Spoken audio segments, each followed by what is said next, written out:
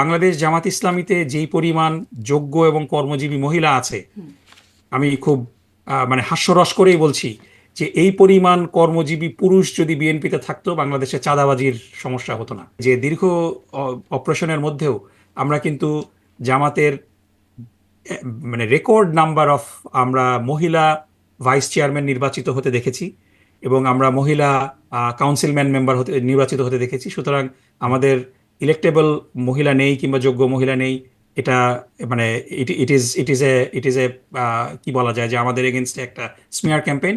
But আমি আবার বলছি, আমি আবার দায়িত্ব নিচ্ছি যে আমাদের মহিলা প্রার্থী আমরা দেওয়ার চেষ্টা করেছি, দিতে পারিনি, এটা আমাদের ব্যর্থতা।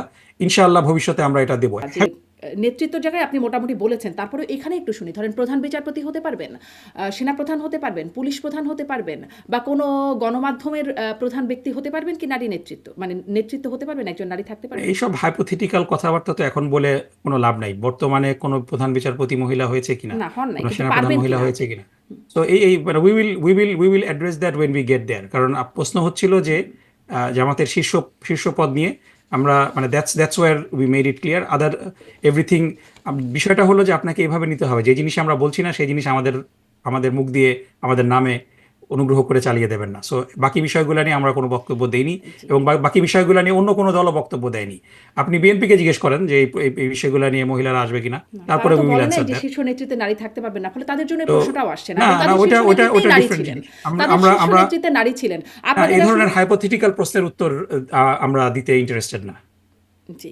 আপনি এই প্রশ্নগুলো আগে বিএনপিকে করে আসেন, তারপরে তারা কি উত্তর দেয় তারপরে আমরা দিব। মানে বিএনপি গেলে এখানে কোনো বাধা আছে এরকম তো আসলে তারা আমাদেরও বাধা আছে। ওই কেন যে আপনারা আপনারা এটা মনে জামাতার করেন? আমির বলছেন যে আমি শীর্ষ আমি নেতৃত্বে থাকবেন আমি না। আপনাকে আবারও বললাম যে বাংলাদেশের কোনো মহিলা, একজন মহিলাও আপনি পাবেন না যে জামাতের আমির হওয়ার জন্য মুখিয়ে আছে।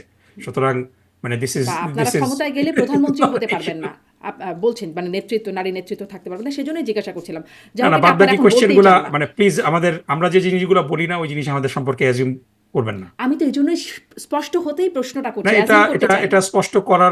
স্পষ্ট করার প্রয়োজনীয়তা আমরা এই মুহূর্তে অনুভব করছি না। স্পষ্ট করলে কি কোনো ঝামেলা আছে? আপনারা এই একই প্রশ্ন আপনারা বিএনপিকে করে আসেন, আপনারা তাদের উত্তর দেখার পরে আমরা আমাদের উত্তর দিব। তাদের তো সর্বোচ্চ নেতৃত্বে আসলে একজন নারীই ছিলেন, বরাবরই একজন নারী ছিলেন, হ্যাঁ, মানে কি জিয়াউর ছিলেন, রহমানের কিন্তু পরে তিনি প্রথম একজন সময়। পরিবারের এই পরিবারতন্ত্র থেকে আমাদেরকে তো বের হয়ে আসতে হবে। জি, আমি কিন্তু যেটা বলছি যে যারা খুব ট্রিগার্ড হয়ে আছেন যে জামাতের আমি কেন এই কথা বললেন, তারা কেন ট্রিগার্ড হয় না যে কোনো ইভেন সাধারণ ফ্যামিলির পুরুষ মানুষও তো বিএনপির শীর্ষ নেতৃত্বে আসতে পারবে না।